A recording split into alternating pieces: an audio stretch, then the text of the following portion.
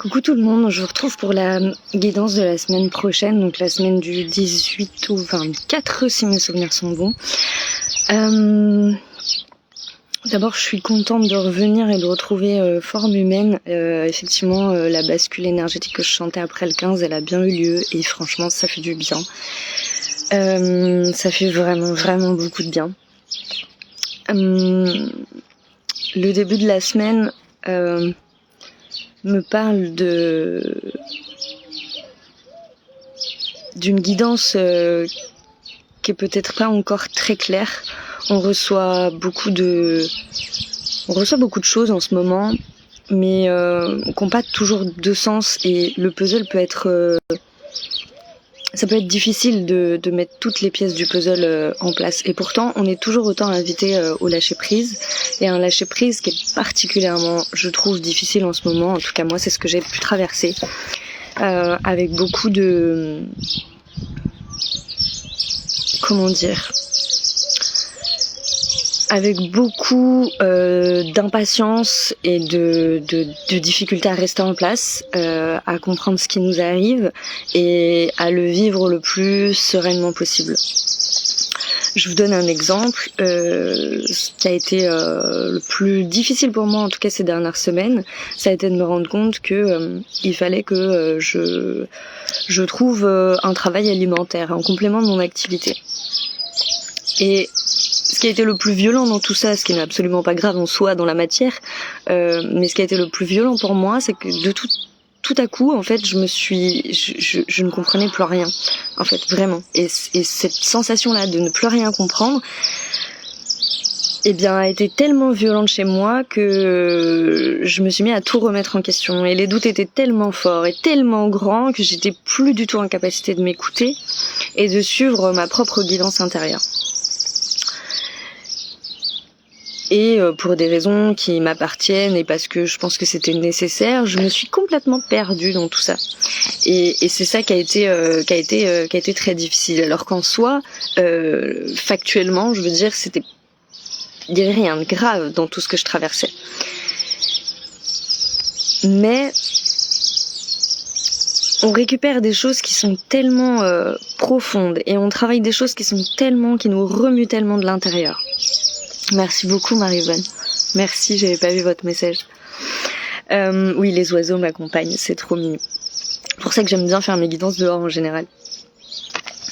Donc, à la fois on nous invite à une certaine forme de patience, parce que chaque élément prend sa place petit à petit. Il y a vraiment, encore une fois, la notion de plan divin, d'étapes par lesquelles il est nécessaire de passer et qui sont pas forcément très confortables. Et en même temps, moi je le vois bien dans mon entourage, les gens vont pas forcément bien, ils traversent des choses difficiles, des questionnements difficiles, des relations difficiles, la communication peut être difficile entre les êtres. Et en même temps, il y a une beauté, il y a une profondeur dans ce qu'on traverse que j'ai encore jamais perçue. Et surtout que je vois chez un très grand nombre de personnes, quel que soit leur domaine d'activité, leur catégorie socio-professionnelle, ou même encore leurs croyances. C'est-à-dire que j'ai des gens autour de moi très éloignés de la spiritualité qui s'en rapprochent à leur façon. Et honnêtement, ces changements, je les trouve vraiment magiques, réellement, parce qu'ils sont porteurs de grands changements et de beaucoup d'amour finalement, de beaucoup d'amour. Cette semaine, on nous invite aussi à quitter ce qu'on ne veut plus et à laisser remonter avec beaucoup de foi et beaucoup de confiance toutes ces choses qui sont déjà en nous, mais soit dont on n'a pas conscience, soit qu'on n'est pas en capacité déjà de voir, et puis des choses qui peuvent mais Eric le dit très bien dans sa vidéo, et d'ailleurs je le remercie encore parce qu'il m'a beaucoup aidé sur cette notion de transgénérationnel à couper, et ça m'a fait beaucoup de bien de faire remonter des choses qui finalement peut-être reviennent à d'anciennes vies. Et c'est un petit peu le subtil travail qu'on a à faire en ce moment entre laisser remonter des choses qui nous appartiennent depuis longtemps et en même temps lâcher des choses qui ne nous appartiennent absolument plus. Et c'est réussir à faire le tri dans tout ça et ça demande vraiment de le laisser remonter, de pas réfléchir, de pas faire intervenir le mental.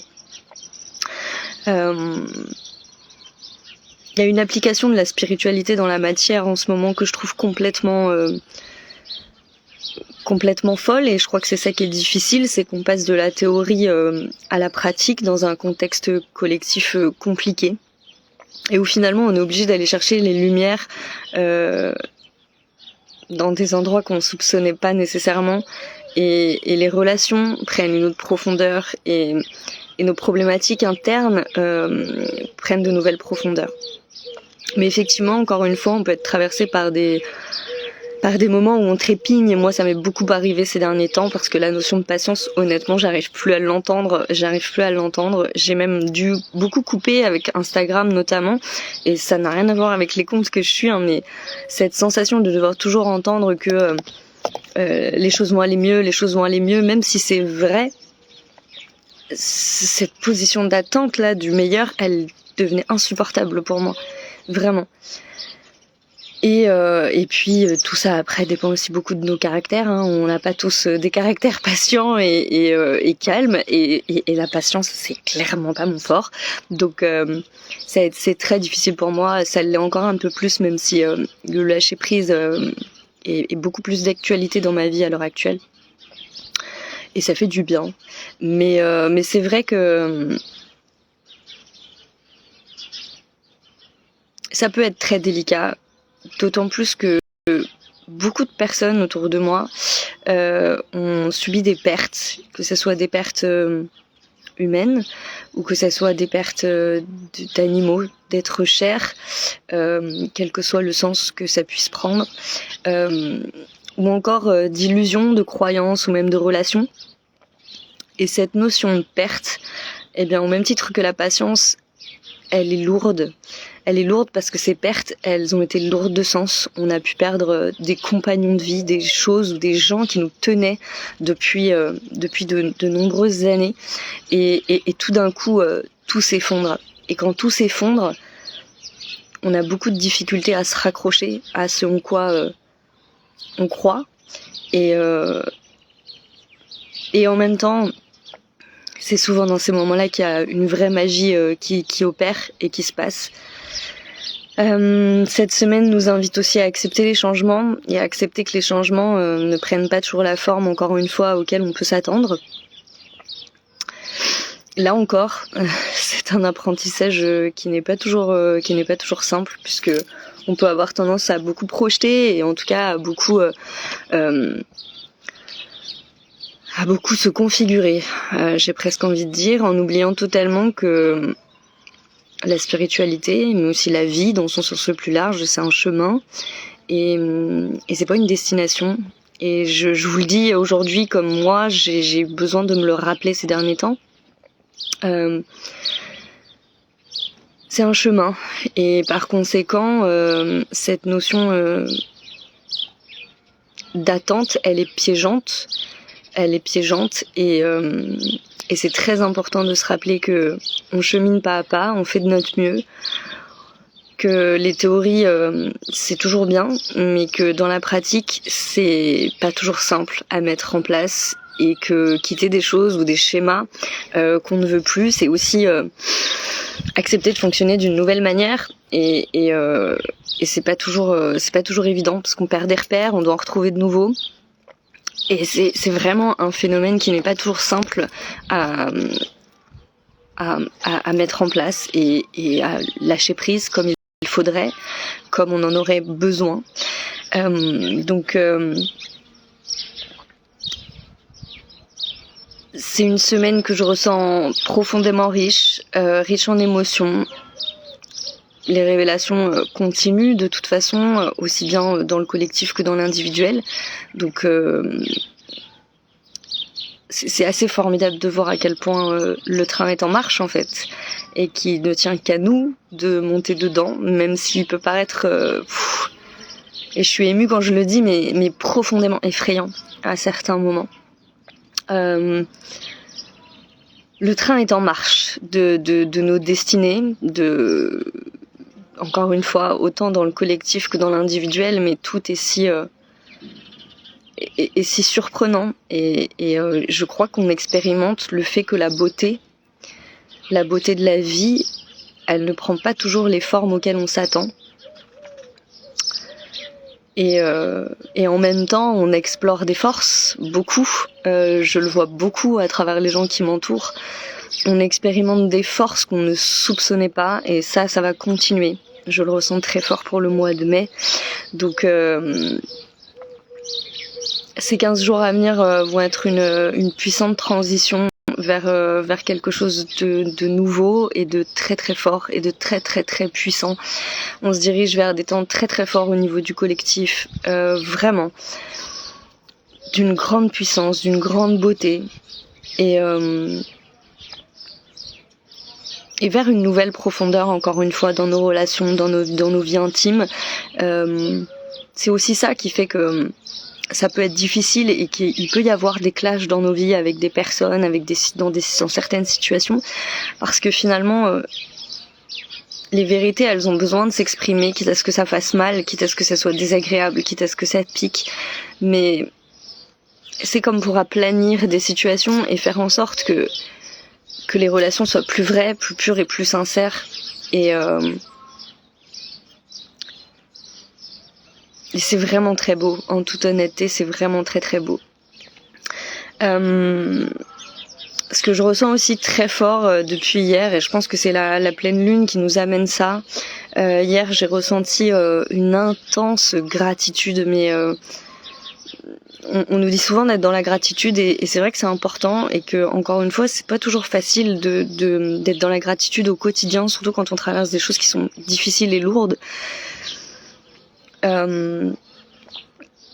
Et pourtant, hier j'ai ressenti une immense gratitude par rapport par rapport à la journée d'hier, tout simplement, déjà, que j'ai pu expérimenter à travers hier. Je faisais le déménagement d'une amie, et c'est vrai que les déménagements sont toujours source de tension, parce que ça soulève beaucoup de choses, et puis qu'on n'a pas toujours les mêmes sens de logique et d'organisation, donc c'est des moments qui sont très stressants. Et j'ai ressenti tellement de soutien, autant dans le subtil que dans la matière, tellement de beauté, que ça m'a fait me rendre compte de ça. Et puis je discutais avec un ami en terminant la journée, et cet ami a perdu son frère en tout début d'année, et ça a été une perte profondément lourde et profondément difficile. Et j'ai beaucoup de contacts médiumiques en ce moment qui sont d'une grande beauté et qui finalement me réconcilient beaucoup avec ces capacités que je ne vis pas toujours très facilement, pour des raisons qui m'appartiennent. Mais c'est vrai que les contacts médiumiques sont toujours d'une grande beauté, et permettent de lâcher tellement de choses, et de guérir parfois des blessures qui sont lourdes. Et avant-hier, j'ai eu un contact médiumique avec son frère, et son frère avait un message très fort à transmettre à son papa, et il voulait lui signifier le manque et l'envie de le serrer dans ses bras. Et je lui dis de transmettre le message à son papa en faisant en sorte de ne pas forcément dire que ça passait par moi, en l'occurrence de plutôt exprimer le fait que ça s'était passé via un rêve, pour que son papa puisse avoir le message sans être chamboulé par une tierce personne qui rentrerait là-dedans en tant que médium, etc. Et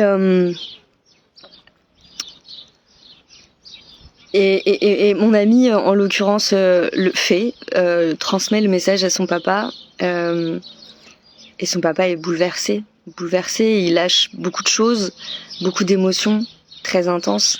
Et surtout, il lui révèle que la veille au soir, donc le jour même où j'ai eu le contact médiumnique avec mon ami, il a rêvé de son fils. Il a rêvé de son fils et il a reçu le message aussi via ses rêves. Et ce moment, il est d'une grande magie, vraiment. Il est d'une grande magie et les contacts médiumniques le sont très souvent. C'est pour moi comme une espèce de dimension parallèle, mais qui me permet d'accéder à tant d'amour que c'est difficilement même verbalisable en fait, tout simplement. Donc voilà, j'avais juste envie de vous partager ça aussi pour vous transmettre que quelles que soient les pertes que vous ayez expérimentées ces derniers temps, et particulièrement si c'est des pertes d'êtres chers, animales, humaines, peu importe, n'oubliez pas que les frontières sont minces et que les êtres qui vous manquent le plus sont toujours auprès de vous. Toujours. De quelque manière que ce soit. Alors n'hésitez pas à leur demander. N'hésitez pas à faire appel à eux. N'hésitez pas à leur demander de l'aide et du soutien. Tout simplement même de l'amour et de la présence. Je crois qu'on en a beaucoup besoin en ce moment. Et voilà, ça me tenait vraiment à cœur de transmettre ce message tant ce que j'ai traversé hier via cette amie, via l'expérience de cette amie était profondément beau. Donc voilà. Je vous souhaite en tout cas une excellente semaine. Puissiez-vous être profondément guidés, entourés d'amour et souvenez-vous de jamais lâcher l'affaire, quoi qu'il arrive, même si vous vous sentez perdu, même si c'est particulièrement difficile en ce moment. Parce que d'une façon ou d'une autre, les choses elles vont prendre du sens, elles vont s'éclaircir. Et souvenez-vous aussi que la lumière n'a pas toujours la forme qu'on lui prête, au même titre que le mal, au même titre que beaucoup de choses dans la vie. Et qu'on croit souvent savoir, connaître, comprendre, et que la vie nous rappelle très souvent que on est très peu de choses. Voilà, je vous souhaite une excellente semaine et je vous embrasse et je vous envoie tout plein de bonnes choses. Et puis on se retrouvera pour de nouvelles vidéos. Je vais laisser parler la spontanéité. Donc voilà, je vous souhaite un très bon week-end de Pâques.